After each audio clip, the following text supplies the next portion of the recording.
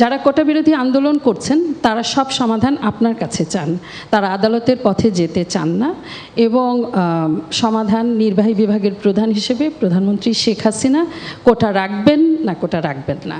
ধন্যবাদ মাননীয় প্রধানমন্ত্রী। ধন্যবাদ। দেখুন, একবার তারা এই ধরনের আন্দোলন, শুধু আন্দোলন না, তখন যে সমস্ত ঘটনা তারা ঘটাচ্ছিল, মানে আমেরিকা অফিসে আক্রমণ, সেখানে মানুষের উপর আঘাত করা, কিছু জ্ঞানীগুণী আছে একেবারে ঘরের মধ্যে বসে মিথ্যা অপপ্রচার রেকর্ড করে ছেড়ে দিচ্ছে, এই ধরনের সমস্ত দেখে আমি খুব বিরক্ত হয়ে যাই। এবং তখন এক পর্যায়ে বলি ঠিক আছে কোটা বাদই দিলাম। আমি দেওয়ার উদ্দেশ্যটা ছিল যে আগে দেখো কোটা বাদ দিলে কী অবস্থা হয়, তো এখন কী অবস্থা হয়েছে, বেশি দূর যাওয়া লাগবে না। এবারেই দেখেন ফরেন সার্ভিসে মাত্র 2 জন মেয়ে চান্স পেয়েছে এবার, আর পুলিশ সার্ভিসে মাত্র 4 জন মেয়ে চান্স পেয়েছে। নারীর অধিকারের কথা বলি, সব ধরনের ব্যবস্থা রেখেছি।